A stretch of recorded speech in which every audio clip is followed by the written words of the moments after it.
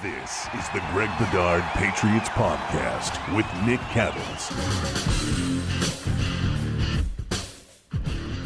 All right, before we get into Julio Jones, which we are going to get into, Greg, I feel like both of us want to congratulate the Bruins for steamrolling the Capitals in that first-round series, 4-1.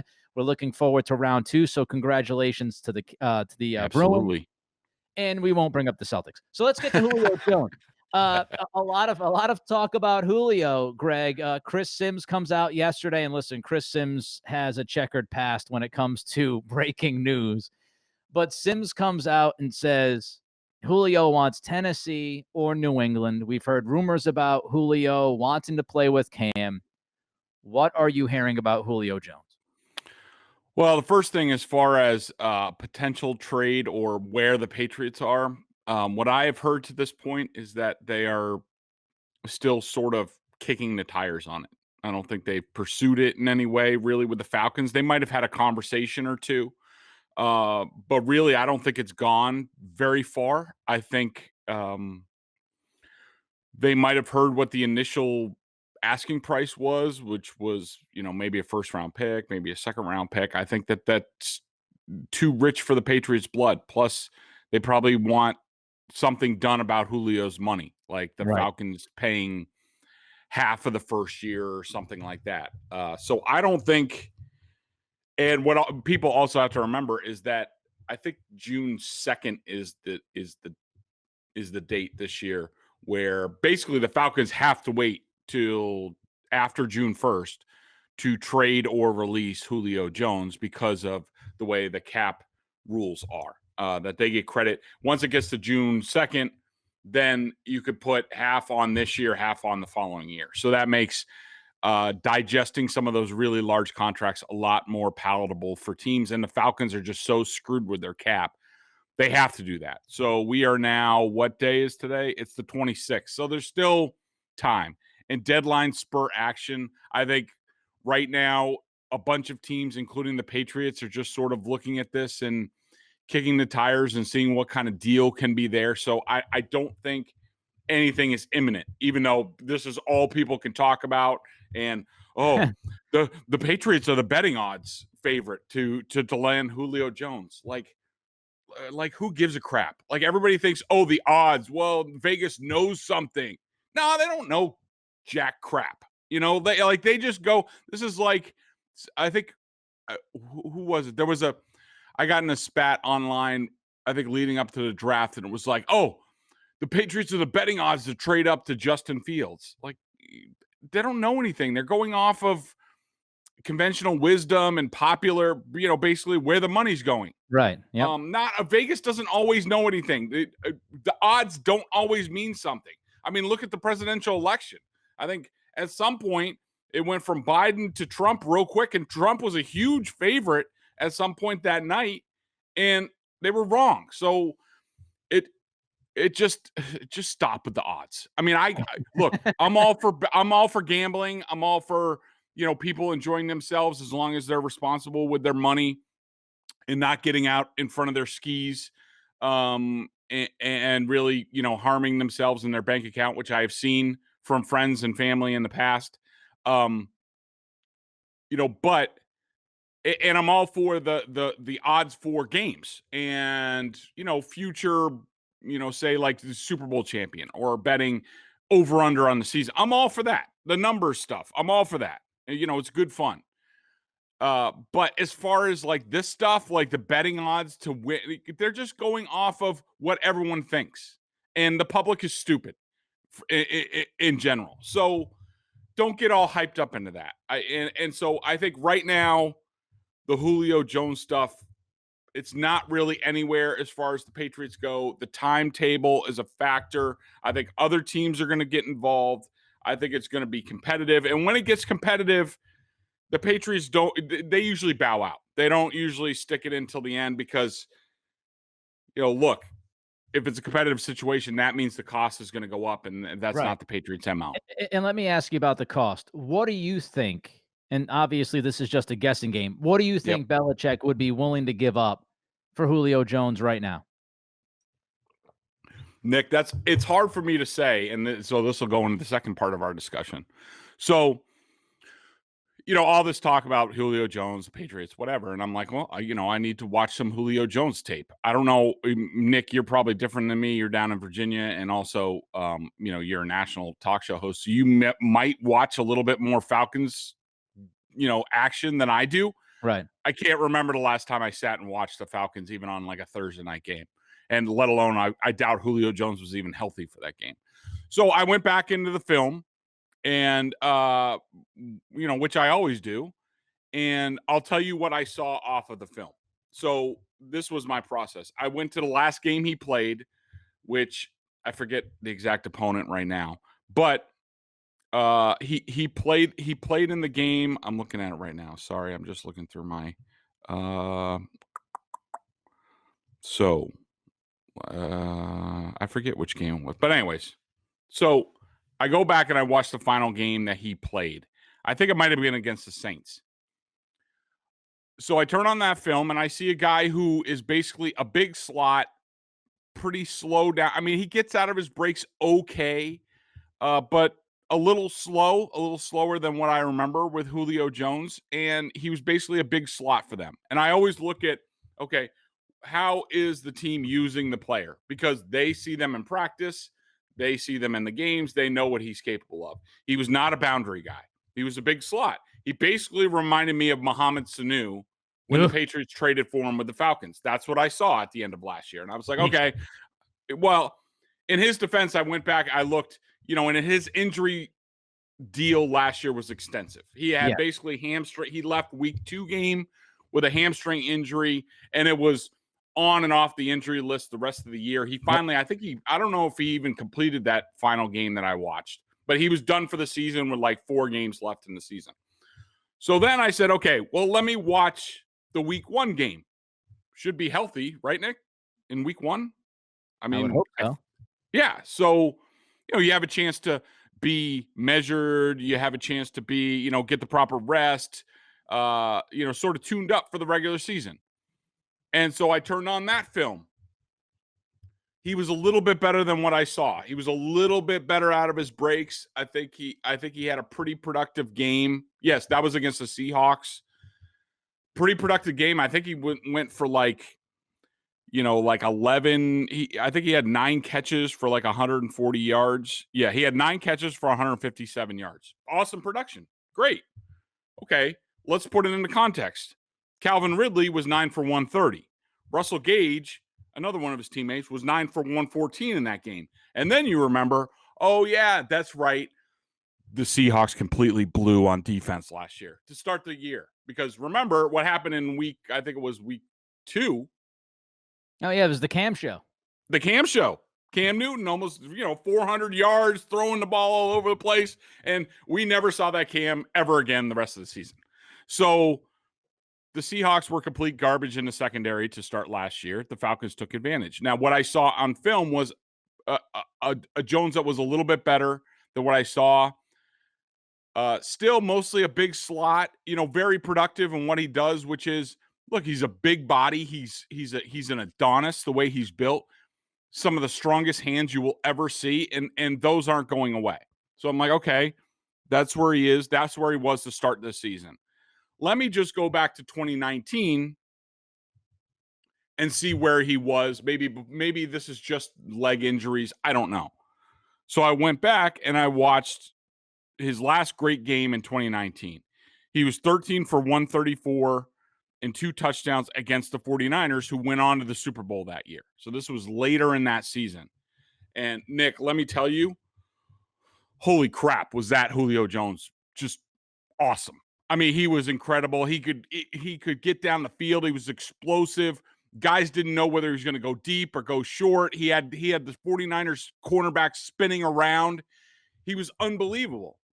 So, Nick, the question is, what Julio Jones are they getting? Right. Yeah. What was last year? Was last year because of the COVID situation, not having a preseason to kind of get loose?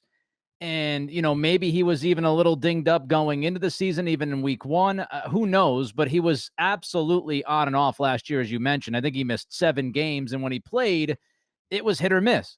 So, why was that? Is this a situation where it's an AJ Green where, Green just kind of kept getting hurt and then fell off Right. a cliff? And they're the same age. Yeah, and maybe he'll be reborn out in Arizona, but AJ Green has not looked like the same guy. So are you acquiring somebody who is at the beginning of the end, middle of the end, or end of the end? We don't really know.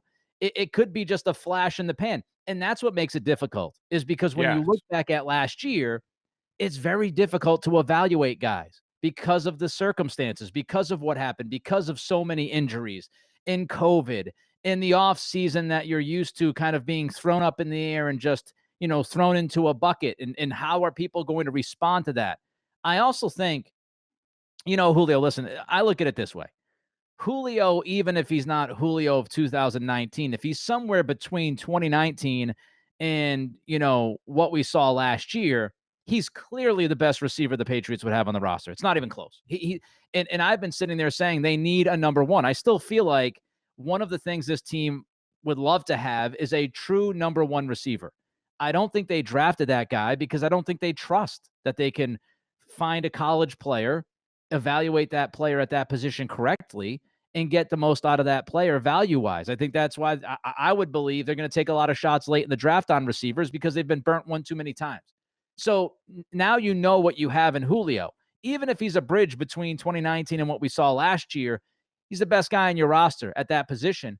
And, I read this stuff. As far as value, I'd be willing to give up a second round pick if I was sure that Julio would be, better than he was last year. I'm not so sure about that.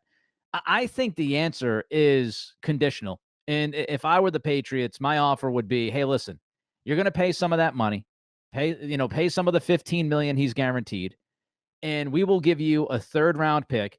Conditionally, it turns into a second if this guy hits this, and this.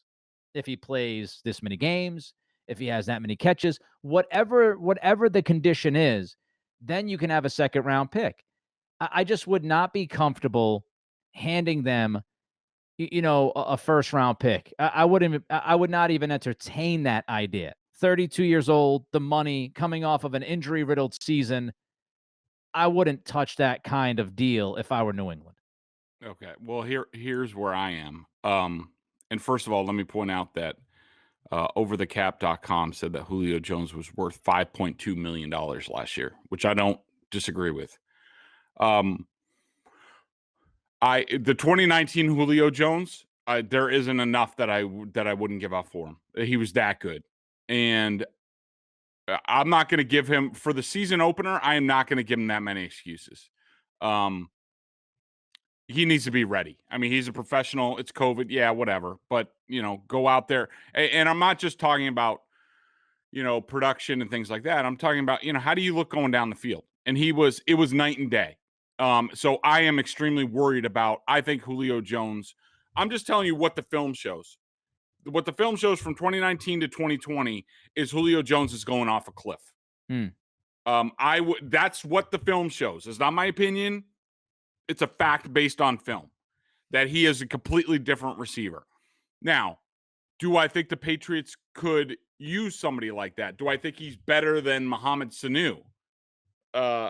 Yes. And I think that if the Patriots had ideas on Mohamed Sanu being a bigger slot and maybe going away from the Julian Edelman types to a bigger slot with Aguilar and Kendrick Bourne and, sort of quicker, smaller receivers on the outside, and basically having a three-headed monster attacking the middle of the field and the seams with the two tight ends and a Julio Jones, okay, I could see that working. I could see that being something that's pretty effective and tough to defend for defense. So I could see the value that Jones would have for the Patriots if that's the direction they want to go, even if he's on the downside of his career. I have a tough time with the compensation as far as draft pick pay. If Julio Jones is steadfast on getting his money for the rest of his career, I have a problem, and I might not do the deal because of that. The Falcons would have to look. The Falcons are going to have to. They're going to have $7.75 million in dead money from this deal, anyways. So I don't. Arthur Blank has the money, so you might as well try to get them. They're going to have to pay that money on the cap. Just pay it in cash. Now all of a sudden he's worth $7 million this year. That's about what I would pay Julio Jones going forward here.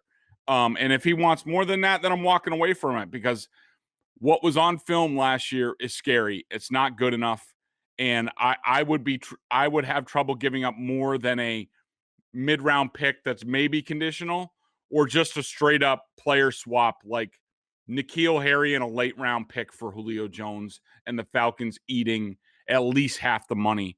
That's something that I would be comfortable with, unless there's other circumstances that the Patriots know that about last year that caused Jones to be, an okay receiver, but one that clearly looked like he was in decline. I think we're on the same page. I mean, Yeah. I'd be fine with same ballpark. Yeah. Yeah, I mean, eat some of the money. If you want to give up Harry in like a fifth or a sixth or whatever, okay, I could make that. Like Harry in a fifth for Julio in a seventh or something like that, and they pay some of the money. Or if it's a third round pick, it could slide up to a second round pick. If he looks like the Julio of 2019, they pay some of the money. I'd give up a second round pick next year if Julio looks like the guy from 2019 and they pay half the money. But I do think Atlanta has to work with you, and they know that. I mean, this is the game that we're seeing play out. They have zero leverage, and they have even less leverage now since Julio went on FS1 and said, I'm out of there.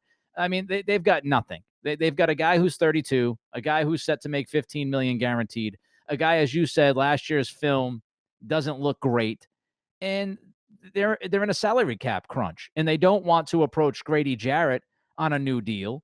So the only way they can do this is by trading Julio or reworking Julio's deal. And Terry Fontenot, who's the new GM down there, he doesn't want to kick money down the road. He doesn't want to kick money down into the future. So he's going to get dealt. It's not if, it's when, and it's where. Yeah. And I think the Patriots have a shot if the value is right. Let's move on. Tomorrow we've got practice. We're talking about practice. Yes. So let's talk about some of the things you'll be looking for at tomorrow's. If you get in, let's say you are fully vaccinated. You've said this last week, I think it was. There's still some kind of mystery whether or not you'll be allowed in, and how they're going to handle it. If you get into practice tomorrow, what are you looking for, Greg? Okay, my number one thing is what's going on at inside linebacker. I don't think Hightower was on the field. I didn't see him in any of the pictures that the Patriots released off of the first practice on Monday.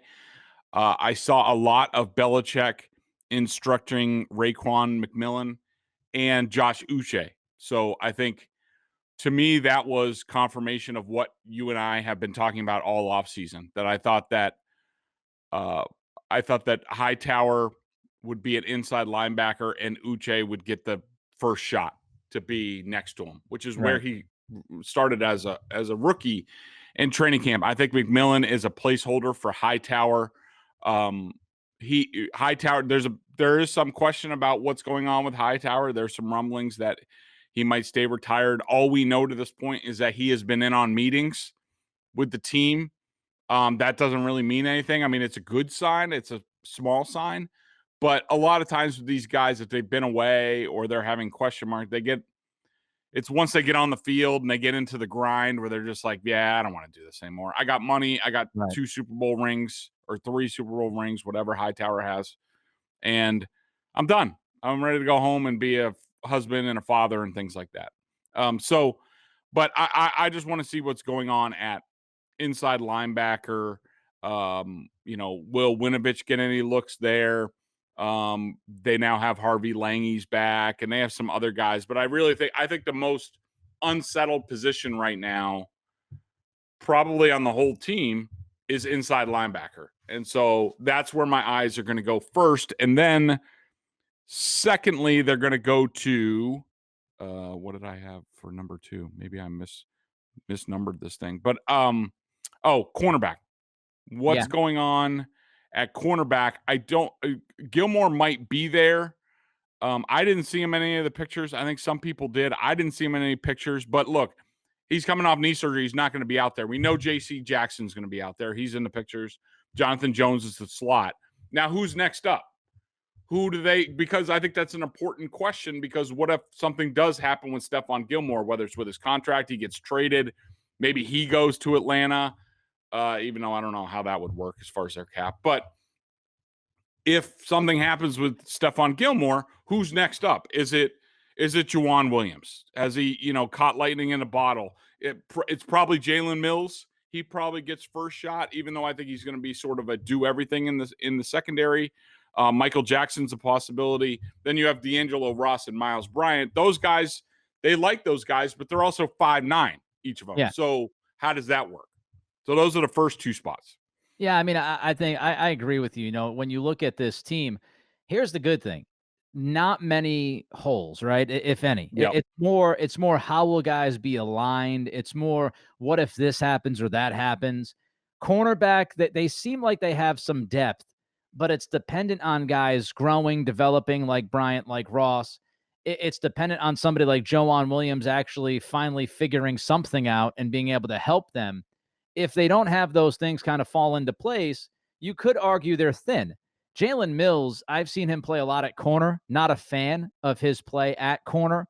I think he gets burnt way too many times. He bites on double moves. I like him more as that hybrid you're talking about. And Yep. if you find certain matchups that he can take advantage of at corner, fine. I don't want him to be my top backup plan if Gilmore goes down or Jackson goes down. I'm wary of that because I've seen him in Philly. With that said, I do think we have some good evidence and history that Belichick does a pretty good job at coaching guys in the secondary, and his staff does a pretty good job of coaching guys in the secondary. And Kyle Duggar had a pretty damn impressive rookie season given all the circumstances. So I wouldn't doubt that some of these guys, Ross, Bryant, Williams, I wouldn't think it's impossible that they show that development. It's just a question. And inside linebacker, we'll get more into Hightower in a couple of minutes, but I tend to agree with you. I think Uche showed way too many flashes to not play a decent amount at the beginning of this season. And if you could have him and Hightower on the inside, like we've talked about, Judon and Van Noy on the edge, and then that opens up the options. Because if Uche doesn't get off to the start that we hope he does get off of, then you can move him to the edge and play him in the role he had last year and probably, slide Van Noy back to the inside linebacker, or maybe Raekwon McMillan shows something and he takes the majority of the snaps. So I think those are the two top questions for me. The other thing is kind of obvious. It's the quarterback competition. Right. And, what does Cam look like? We've heard about him changing his mechanics a little bit, tweaking things. Is that something that is actually legitimate? Does he look like a different guy? Does he look more comfortable? Is there a little bit more zip consistently? And then you've got Mac.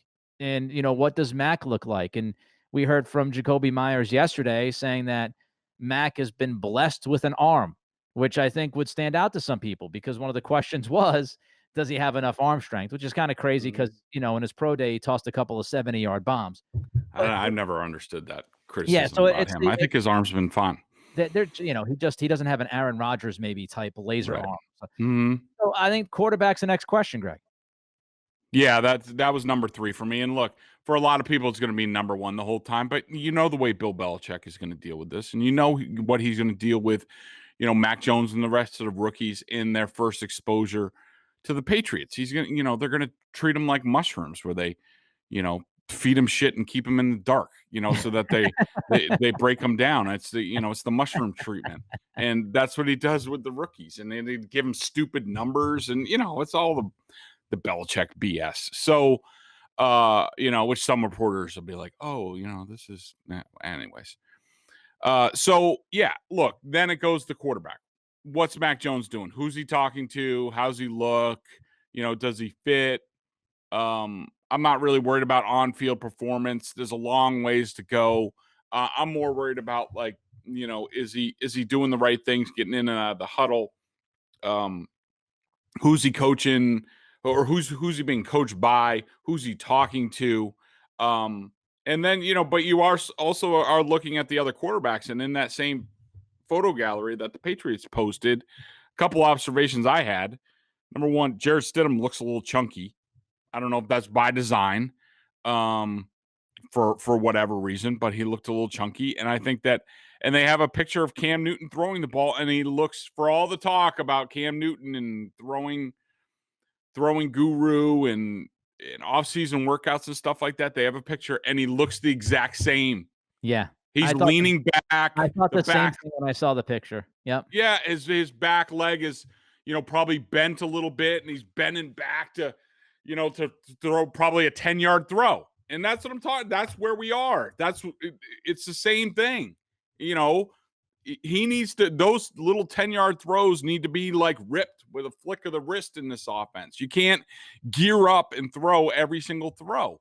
And so I'll be interested to see if there's any difference. There might be a little bit of a difference, but remember, Nick, wasn't there talk about early last year about how, they've worked on Cam's mechanics and they're much better and blah, blah, blah. And guess what? They fell off a cliff. There was that talk. And yes. I saw that picture, and listen, I don't know. I'm not out there watching him throw every pass and all that. So who knows? But judging off of the picture, yes, it looked like that shot put kind of mechanic that he looks in. And so I think this is simple, and I agree with you. I think for the next few months, of course, this is going to dominate Boston sports talk. And once the Bruins are done and the Celtics are put out of their misery, and maybe the Red Sox are kind of staying in the conversation, but a lot of it's going to be the quarterback competition. And I tend to agree with you. We know how Belichick handles these kinds of things. We're not going to get many kernels of legit information and go, oh, that means he's going to start. Let's see what happens in the preseason games. Let's see. Yep. I think that's when we'll start to figure at least some things out. And I'm still of the belief that Mac has to be better than Cam to get the job, and I think he's got to be significantly better out of the gates. And if he's not, I think Belichick is going to give Cam a shot, at least to keep the job. I just think that's how it's going to go. I could be wrong, but if Mac Jones goes out there and he starts blowing skirts off and he's looking unbelievable, then Belichick will make the move. Everybody's going to want to know what's going on. It's just going to be the same old, I think, for the most part. He's going to say the same things. He's going to do the same things because he's Belichick. So, we can talk about it all day, but it's, that's what it is. You have anything else quickly, or you want to jump to the member question of the day? Just real quick. What else did I have?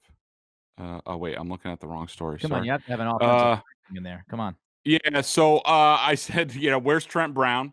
There it is. We think that he's going to be the right tackle, but there was a picture where it looked like Trent Brown's butt was at left tackle. It's hard to tell because it was just the line, and Trent Brown has a distinctive stance. He had a 3-point stance. He's a big fella.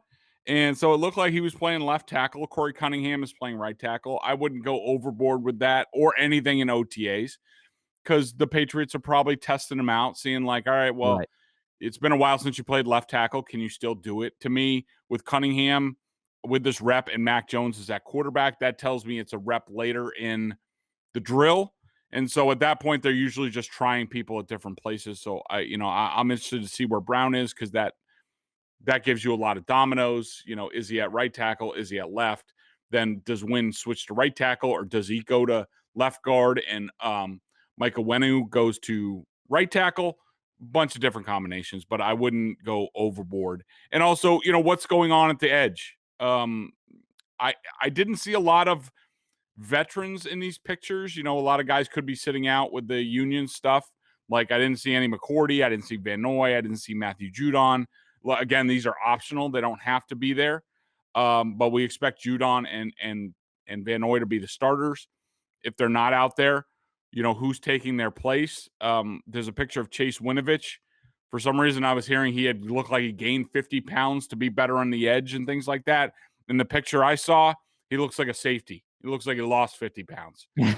So I don't know. We'll see on the field. Is he at the edge? Is he playing? Did he cut weight to play inside linebacker? Who knows? But those are sort of the final two areas that I'll be looking at should I get into practice on Thursday. If you're allowed through the gates. Yes. Let's go to the BSJ member question. Willy Wonka. Check them out. You get your golden ticket. Yeah. Check them out over at BSJ. $39.99 annual plan. Great stuff. all the Boston Pro Sports. Pats junkies like you are, you want to have an annual plan. BSJ gives you access to a ton of video analysis that Bedard does on the coach's film and direct access to him in weekly chats. The question of the day, Greg, is from Brain Supreme. I like that. Hey, Greg, didn't Hightower just get married? If so, congratulations, Dante. Would that explain the absence? So I replied to him basically being like, I don't really care. I mean, look, first of all, I didn't make a big deal out of Dante Hightower not being there, which I think he was reacting to. And I understand, sometimes people are sensitive about different things. Number one, first of all, it's voluntary. He doesn't have to be there. I don't care that he's not there. And I didn't make a big deal out of it because there could be a variety of reasons. Now, it's a little, if he is getting married, Nick, it's a little shady to me that, I mean, when practices are, what's going on. If you wanted to be there, you could have made your wedding a different time or something. Outside of a birth of a child, you don't know when that's going to happen, but you can schedule your wedding. And in about a month, they have a whole month off to do whatever. So they could have, whatever. If he's getting married, I don't really care, okay? But the big thing is it's voluntary. If he wanted to be there, he could be there. He's not there. I'm not making a big deal out of it. If he does get on the field, perhaps he'll be at the next one, what have you. But Dante, I think at this point is probably a big union guy, and he's probably taking advantage of the time off. Right. But I don't think it's a big deal, but it's worth monitoring because we're not sure if he's definitely in for this season. He's been in so far. Is he really ready to go? We'll have to see. Yeah, I mean, I feel like right now he's in because if he wasn't, we would have heard about it. That doesn't mean he can't change his mind. It doesn't mean, like you said, if he eventually gets out there and he says, okay, I'm not feeling it anymore, and he decides to walk, then that's what he decides. I would also say, I don't know how much Patriots fans in late May are paying close attention to the NFLPA versus the NFL because that's some of the minutia that happens in the league, and guys like you and I have to pay attention to that crap. This is a legit beef between the union and the league, and the union is really trying to push for less work in the offseason. It's as simple as that. That's what they want. They want less physical on-field work in the offseason. And they look at last year with COVID and they say, hey, the product didn't really suffer. We were okay. We don't necessarily need to do it the old way. And as you said, Hightower's a union guy. So this could just easily be Hightower sitting back and going, no, I'm going to take advantage of it because this is what the union wants us to do. And there's been deals all around the league with teams handling these OTAs differently than they ever have before. They had to find a middle ground where guys would come in, but they wouldn't do the on-field work and some of the stuff that they've done in past years. So it is a little bit different of a situation with OTAs this year. I don't want to read too much into it because of that. I mean, unless it's Aaron Rodgers and, you've gone every year and then all of a sudden you're in Hawaii singing karaoke. You might, Miles Teller, by the way. With Miles Teller, you might read into that a little bit. But with Dante Hightower, this could be just simply him taking advantage of the situation, like a lot of veteran players are, and saying, no, I mean, I know the playbook. I know what I can do. I'm not really worried. I don't have to go in. I'm going to get married, and I'll see you in a few weeks. So we'll see how it all works out. I know Greg, again, he's going to try to get into practice tomorrow. If he does, we will have his observations from that and a lot more a little bit later on in the week. Until then, hopefully you enjoyed this episode of the Greg Bedard Patriots Podcast with Nick Cattles. We'll catch up with you soon. Go Bruins.